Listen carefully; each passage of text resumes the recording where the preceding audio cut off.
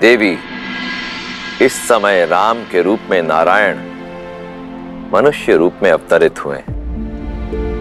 वो मनुष्य जिसे पीड़ा भी होगी, जिसे कठिनाइयों का सामना भी करना होगा, जिसके शत्रु भी बनेंगे और समय आने पर उन शत्रुओं से निपटने के लिए मित्रों की सहायता की आवश्यकता भी पड़ेगी।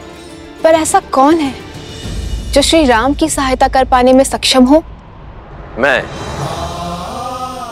मैं ही नारायण का दास, मैं ही उनका भक्त, मैं ही उनका मित्र, मैं ही उनका सखा। मेरा अंशावतार हनुमान श्री राम की सहायता के लिए वानर सेना को सज्ज कर रहा है। अपने गुरु सूर्य के मार्गदर्शन उनका नेतृत्व करने के लिए सज्ज हो रहा है। उन्हें केवल युद्ध कौशल और रणनीति का पाठ ही नहीं पढ़ा रहा, अपितु आध्यात्म और अनुशासन की शिक्षा भी दे रहा है। परंतु ये तो स्वयं हनुमान भी नहीं जानता कि किष्किंधा पर कितना गहरा संकट आने वाला है।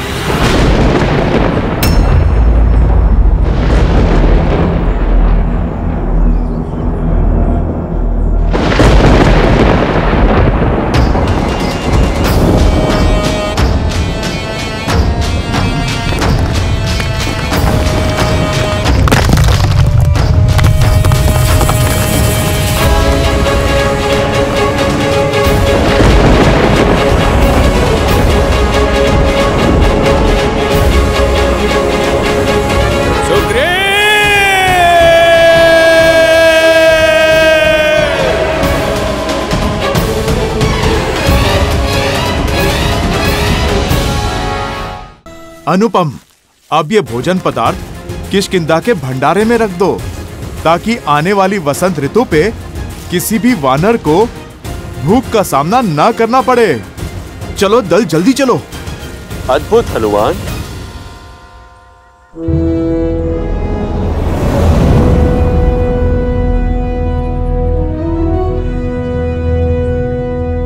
प्रणाम वानर राज सुग्रीव।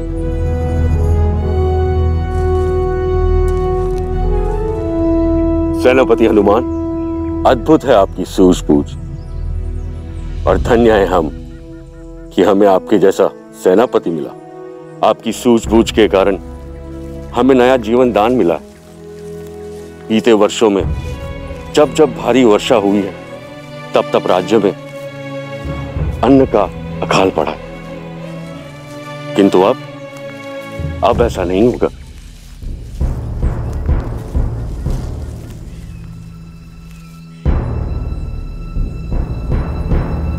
नदी का जल बहुत ही बढ़ा हुआ है। उस पार जाने के लिए जल का स्तर कम हो उसकी प्रतीक्षा करनी होगी।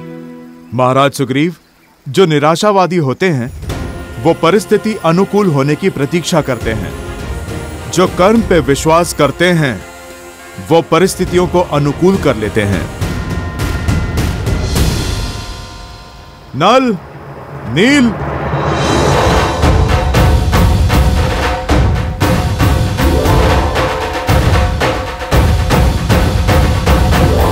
नल और नील, तुम में बुद्धि और बल दोनों हैं।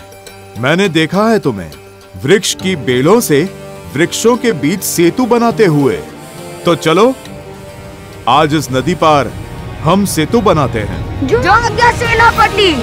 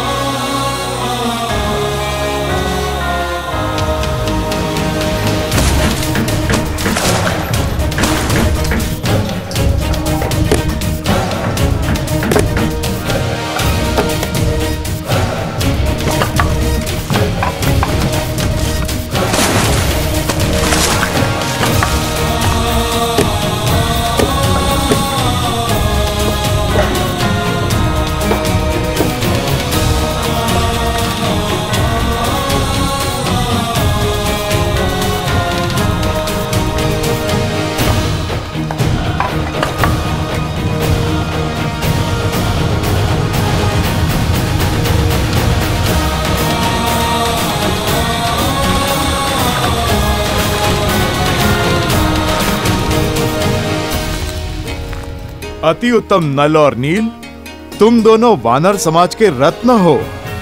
एक दिन तुम्हारा कौशल वानर जाति के गौरव का कारण बनेगा। अति उत्तम हनुमान, तुम्हारे मार्गदर्शन के बिना यह कार्य संभव नहीं था। नहीं महाराज, जिनकी बुद्धि उन्हीं का श्रेय, जिनकी योग्यता है गुण तो उन्हीं को मिलना चाहिए। ये तो नल नील की उपलब्धि है, उन्हीं का परिश्रम है और उन्हीं का श्रेय। नेत्र ही हृदय का प्रतिबिंब होता है हनुमान। जितने ही स्वच्छ और सरल तुम्हारे नेत्र हैं, उतना ही स्वच्छ और कोमल तुम्हारा हृदय भी है।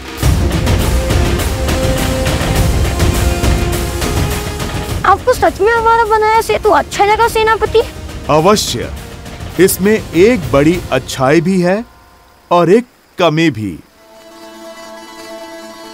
जानते हैं, कमी तो होगी, पहले प्रशंसा वाली बात बताइए ना। इससे अच्छा सेतु बनाना असंभव है। तो फिर बुराई क्या है? इसकी क्षमता। यदि कोई 100 गजों की शक्ति वाला वीर इस सेतु पे कूदे तो यह ध्वस्त हो जाएगा। तो फिर सेतु सुरक्षित है, क्योंकि इतने शक्तिशाली तो आप हैं, जिससे आपका बनवाया हुआ सेतु टूट जाए। अब शीघ्रता करो वीर, कुमार अंगद के अभिषेक की तैयारी भी तो करनी है।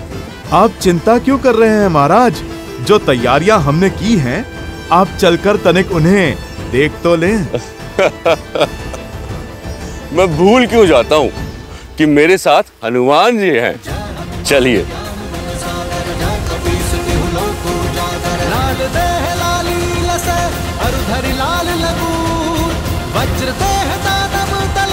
जय जय जय कपीसू।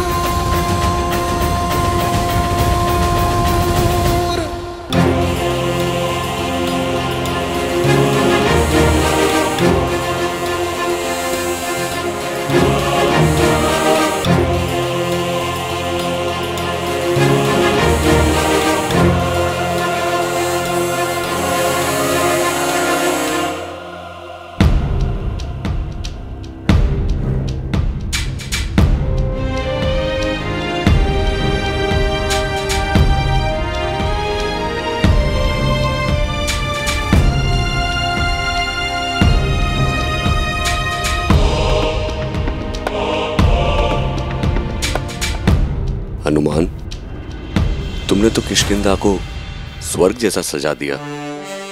सब कुछ कितना सुंदर लग रहा है। स्वयं विश्वकर्मा भी इतनी सज्जा नहीं कर पाते।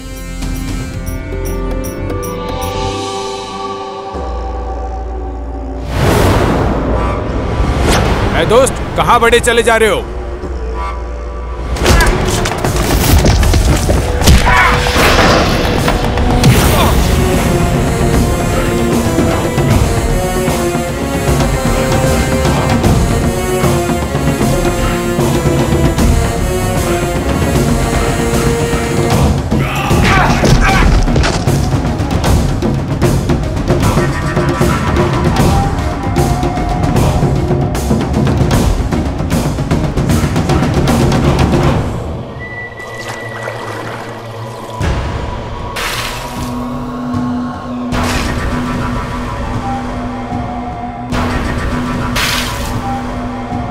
महाराज बाली, महाराज बाली।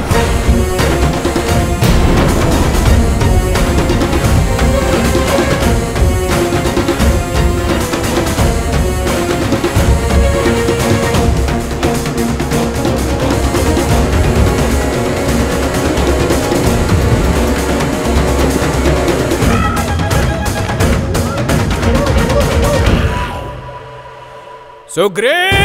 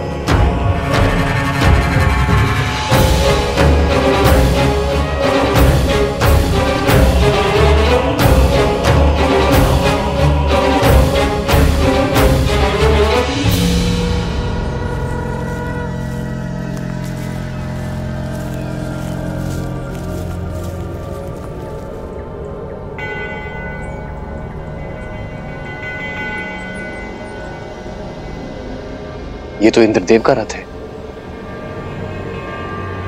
वो अवश्य ऋषि शरभंगा को लेने आए होंगे। हमें शीघ्र ही चलना चाहिए। ऋषि शरभंगा से मिलना इतना महत्वपूर्ण क्यों है श्री राम के लिए? श्री राम के जीवन की एक अत्यंत महत्वपूर्ण कड़ी है ऋषि शरभंगा, जो वन में अपनी सांसों की डोर थामे श्री राम की प्रतीक्षा कर रहे हैं, ताकि उनसे भेंट होने पर उन्हें ऋषि अगस्त्य तक पहुंचाकर अपना कर्तव्य निभा सके।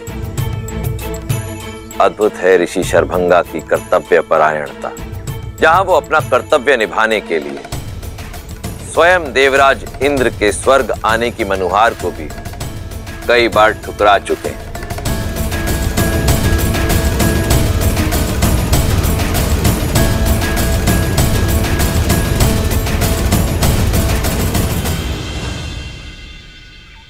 प्रणाम ऋषिवर।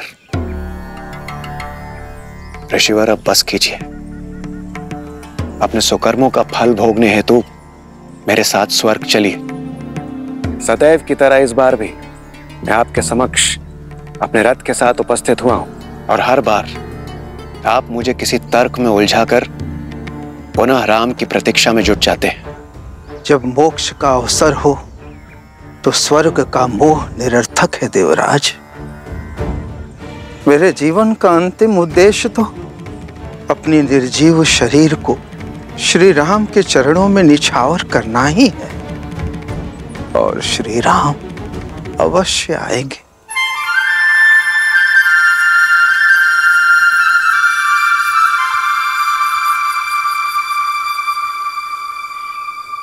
उचित है ऋषिवर, किंतु इस बार मैं रिक्त हाथों से नहीं जाऊंगा।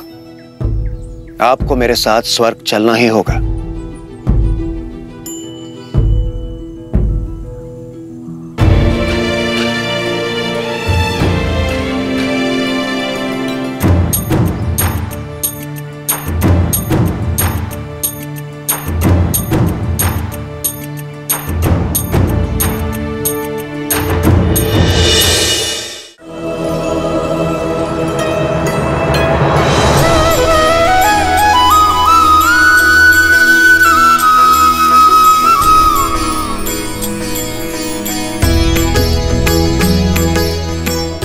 राम ऋषिवर।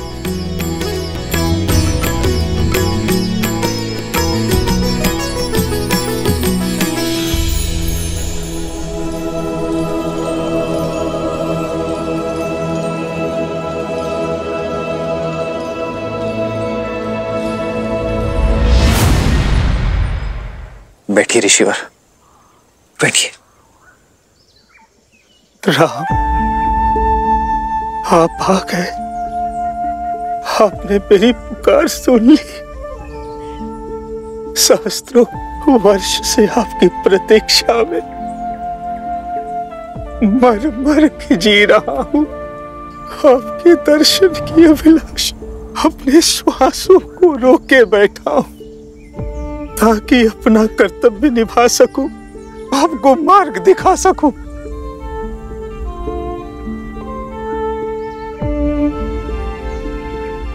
कर्तव्य के लिए आपका संघर्ष हमारे लिए प्रेरणा है ऋषिवर। आपका आशीर्वाद पाना हमारा सौभाग्य होगा।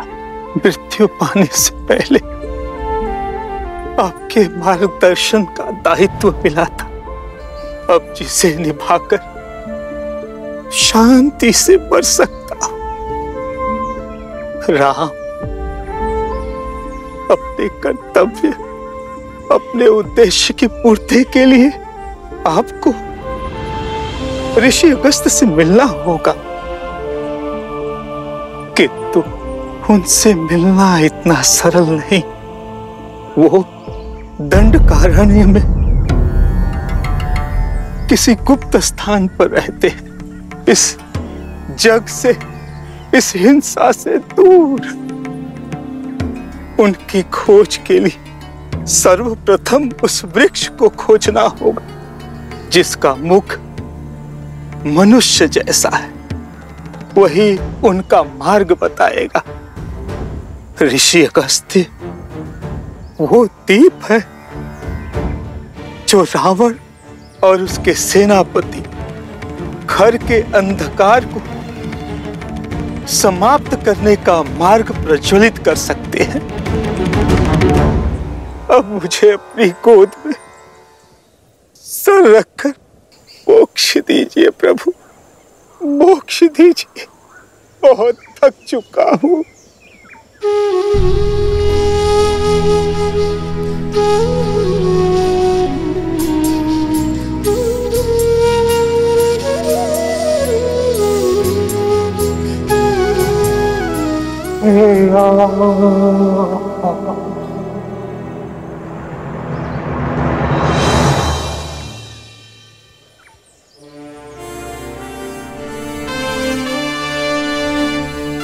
ऋषि शरभंगा का ज्ञान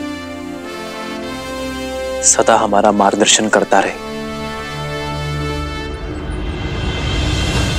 चलो लक्ष्मण, इनके अंतिम संस्कार की तैयारी करते हैं।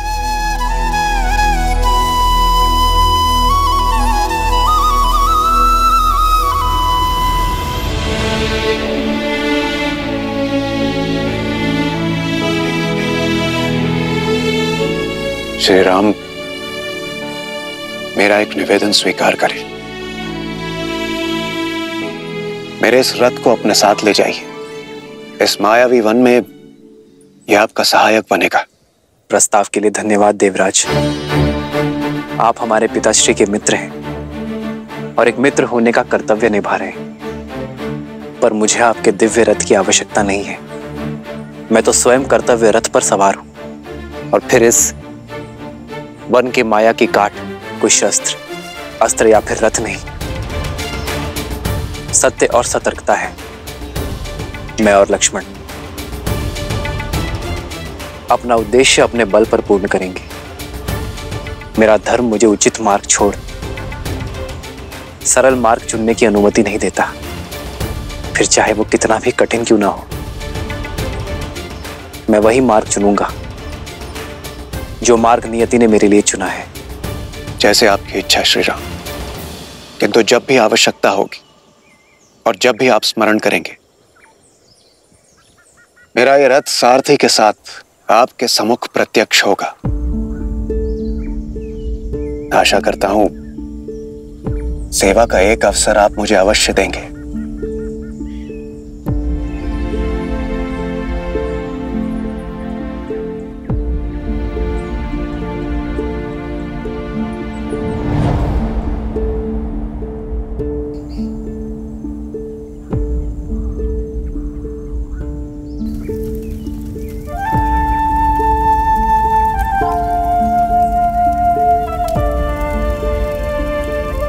श्री राम, आपके जाने से पूर्व आपको कुछ दिखाना चाहता हूं।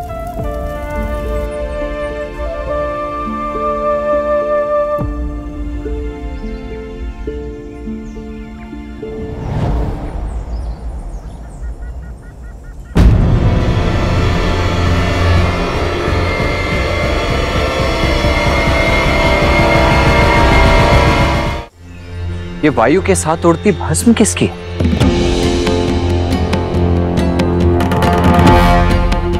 आइए आप स्वयं देख लीजिए।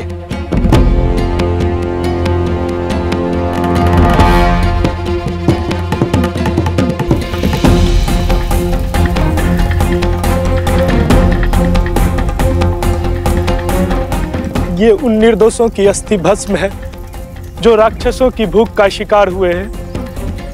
जब से पहले व्यक्ति को जलाया है, तब से ये अग्नि बुझी ही नहीं है। सदा कोई न कोई नया पीड़ित इसमें भस्म हो जाता है, और अब तो ये भस्म का ढेर इतना विशाल हो गया है, ये कदाचित कभी बुझेगा ही नहीं।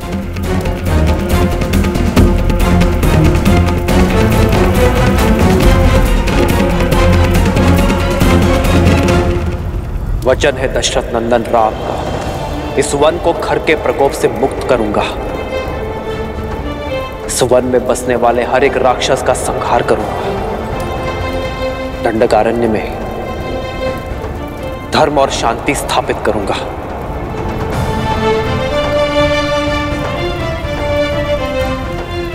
मैं सौगंध लेता हूं मुझ पर विश्वास करने वाले हर एक जीव की रक्षा करूंगा।